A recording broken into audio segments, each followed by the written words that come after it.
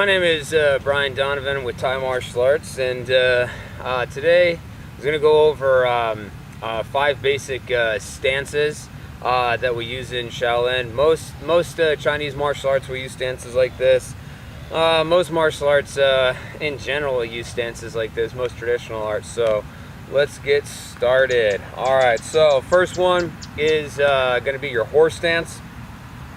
So I'm going to show you a little trick on how to get into your horse stance. Now, when you're doing your horse stance, your weight's going to be distributed evenly. This is a nice, stance is pretty much where your foundation. Now, remember, one of the things I want to stress to you guys is, remember, stances are not made to like pause like we see in the movies. So it's not like, you know, you hold some stance and you pause and you hold it for dramatic effect. Again, that looks good on film. But stances are just, you're supposed to transition from one to the next, to the next, to the next. You're supposed to keep moving. It's not necessarily like stand there and hold it or something like that. And that's something I hear like either non-traditionalists or beginners not fully understand or comprehend just yet. Alright, so how to get into your horse stance. So if you start with your feet together, I'll show you a little kind of a horse stance, we'll say a hack, since that word's popular in 2017. So what you're going to do is you're going to point your toes off at a 45-degree angle and then turn your feet forward. And then the second time, turn your toes off at a 45-degree angle and then feet forward. And then one more time, toes off at a 45-degree angle and then feet forward. That is generally going to put you in the proper position of where you need your horse stance to be, okay? And then you're going to squat down. As you do so, and I'm going to over-exaggerate, you want to roll your hips underneath, okay? Not so much to where you create an arc in your back, a bend in your back, but we just want to take this little curve out of our back here when we sit. So I want you to think of like a cowboy sitting in the saddle. He's nice and relaxed. He's kind of just trotting along. That's the idea of when you're sitting in your horse stance, okay? All right, now as far as your toes, years and years and years and many moons ago, when I did karate, one of my instructors, like the toes had to be absolutely straight forward. And then when I started changing over to like Tai Chi and I started changing over to Shaolin, they're like, angle your feet off, man, because I was getting a lot of pain on the bottom side of the knees and then on the ankles as well. So you don't have to overstrain, you don't have to strain to try to make your feet completely straight forward. Yeah, it looks good, but you know what? It's bad for your body. It's an unnatural position.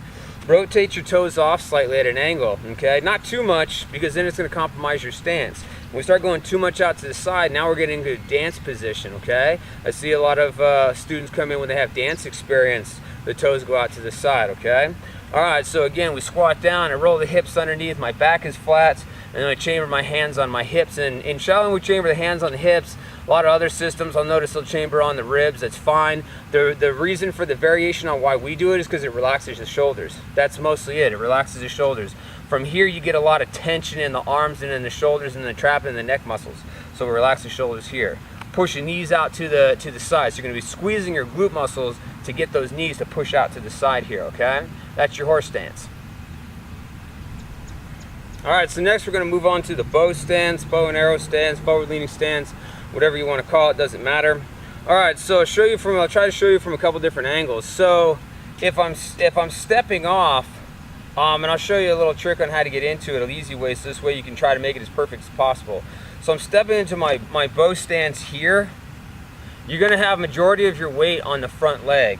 Now in the center here, you almost want to imagine yourself kind of like one of those animals on the merry-go-round, which is you got a pole going right through the top of your head, not the bottom of your pelvis, and that helps to ground you. Okay, so that's where your weight is going to be centered, is right here, pulling downward, and that's going to help spread your feet out and dig into the ground. Okay, all right. Now, how to get into it? If you start off with your horse stance, so I can go back. And again, this is mostly for day one beginners, but also if you're a coach and instructor and you're having trouble with beginners not understanding, these are some little tricks that'll hopefully help you out. So point your toes off 45, straight, 45, straight, 45, straight, okay? There's your horse stance generally right there. Push your knees out, so the knees out over the top center of the foot. And now to go into the horse stance, to go from the horse stance to the bow stance, what I'm gonna do is I'm gonna lift my toes, so I'm going to my right. So I'm going to lift the toes on my right foot and then turn at a 45. I'm going to lift the heel on my back foot at a 45. So this way, and it depends if you're doing open hip bow stance. Open hip bow stance you'll see a lot in like Tai Chi and like a whip position. Or a closed hip bow stance, like a brush knee, striking with the back hand. So you'll see those hips closed off this way. Where in an open hip, you're gonna have the feet, the hips, and the shoulders all facing that 45-degree angle, even though my target is over here, off of this angle here, okay? All right, so again, if I'm in my horse, lift the toes, 45. Lift the heels, 45, and then sink into the stance. You want to, and I mentioned this in another video, which is you're trying to push the earth away from you. I'm not trying to push myself away from the earth, so I'm not rising into my stance. You're sinking and digging into your stance, okay? And you want to feel all your weight. You want to relax the body and feel all your weight sink into those feet, okay? Now, one of the things I see a lot of people make mistakes on is they overstretch their stances. Now, it's fine for training purposes if you're trying to build flexibility and you're trying to build strengthening, and that's fine. And what I mean by that, I'm not warmed up right now, but if I'm going into a horse stance to where my thighs are parallel to the floor, a lot of people will be like, oh, that's a good horse stance. That's not a good horse stance. That's a good horse stance for training. That's not a good horse stance for application. As far as application, your thighs are never really going to go past no more than really like a 45, 30-degree angle. That's about it for application. And the reason being is because the lower that you go, what's going to end up happening is the stress ends up being applied to your joints. And when it is applied to your joints, the pressure and the stress gets taken off of the muscle fibers, which are designed to take that stress, and is now applied to the bones, the tendons, and the ligaments. Okay, and we don't want that. They're not as flexible as your muscle fibers are. Okay, so from here, in my squat, that's fine for training purposes. To again develop strength, to develop flexibility, to get lower into the stances. That's fine, but it's not a good application. I see the same thing, and I bring it up because I see the same thing in a bow stance. So if I try to make myself here, and I got this 90-degree angle, my back foot from here, I'm so stretched out. I got the groin muscles so stretched out now. I got no root on that back foot. I got all my weight on the front foot. Now I got like 85-90% of my weight on this front foot, and I got no root on that back foot. Where if I bring that in slightly, and I create about a 45-degree angle on that leg and a 45-degree angle on that leg, now I can sink into that and I can apply pressure to the ground, and now I got a good rooted stance for application. Okay, so there's a difference between like a competition looking stance where everything is like nice sharp 90-degree angles and that looks good, or you're doing it for training purposes, which is perfectly fine, but for true application and combat application, it's not going to work. Okay, all right. So going back into that bow stance real quick. So I got my horse stance, I shift in my bow stance. What you're going to notice is there's pretty much going to be a direct line as I turn into this here, depending on the angle from toes to toes there. Okay, and then we can shift back and do it the other side. So I lift up my toes, lift up my heel, and then again there's a direct line from those stances. Whether I'm doing more of an open hip, like a whip position like I had a Tai Chi, or more of a brush knee and a palm closing that hip in. Again, if I overstretch my stance, I'm going to find that the back, the oblique muscles, and then the front of the hip is now overstretched, and it's in an unnatural position, so it's gonna render that stance ineffective. Okay, all right, so that's your bow stance. All right, moving into our crouching stance. So from the bow stance, I'm gonna put all this together in a little bit of a set later on, so this way you can make it easier for you guys to train. So you can go from your horse to your bow and to your crouch. So if I have my bow stance here, it's as simple as kind of turning that foot and then changing your position. So I'm going to be turning my hips and shoulders either from this 45 or off at this angle here, off at a 90-degree angle from my horse stance, and then I'm just going to lean back. Or I'm going to shift my feet back, and then I'm going to continue to lean on that leg So now my hips, my shoulders, and my toes are now all facing this direction. Typically this is done, and this, we call it a crouching stance in Shaolin. I've heard other systems and other schools, they call it like a back leaning stance. And the reason being is because my opponent would be off to my straightened leg here, okay? So from here, this is where my opponent would be here, and my toes, like I said, my hips and my shoulders would be facing this direction. So if I start over from the beginning, from the horse stance, and I go toes, toes, toes, and I got my horse stance here, and then I shift, so I lift up the toe, lift up the heel, and I got my bow stance there, and then I want to shift back. It's as simple as that. So I'm rotating, I'm lifting up both my heels this time. Because if you do the opposite toe heel thing, you're gonna end up back in a horse stance. So from my bow stance, I lift up both of my heels. So now I'm on the balls of both my feet and then rotate. And again, you can adjust from there, and now I got my crouching stance, okay?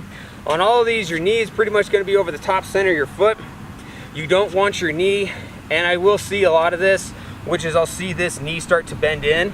That shows a lack of flexibility, okay? If your knee starts, when I'm going into this crouching stance here, if my knee starts coming into here, now there are some slight variations. There's like one stance, like an advanced level stance we'll get into in a different form like way later on. But if typically you're doing that and you're trying to accomplish the crouching stance and your knees coming to the inside of the foot here, that means you're lacking flexibility and leg strength, okay? So you gotta work on continuing to keep that knee out there. And again, I got my 45-degree angles here and here. That's a good crouching stance. I don't need it overstretched, and I don't need this 90-degree angle there, because again, like I said, it's gonna render that stance ineffective, okay? All right, so that's your crouching stance. Okay, next we're going to be going into the resting stance. So if I have my crouching stance here, I've already got majority of my weight on this leg, so real simple, I can take this leg and I'm just going to tuck it behind, okay?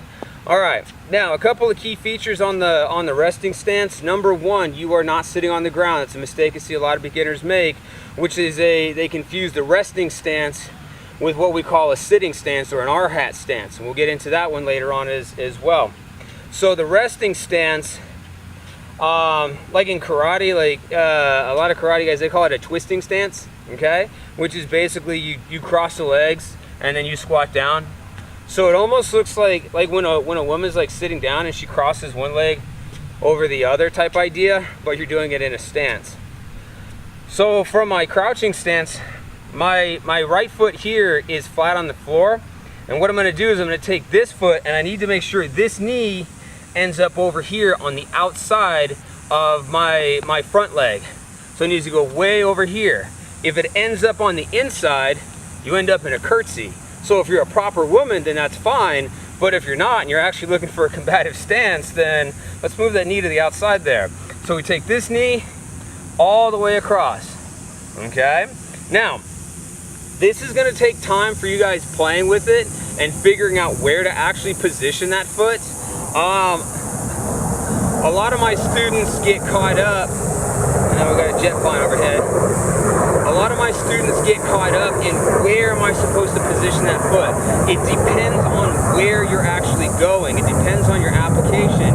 Meaning, if I'm coming and I'm striking off the side here, well then I need that foot a little bit more behind myself.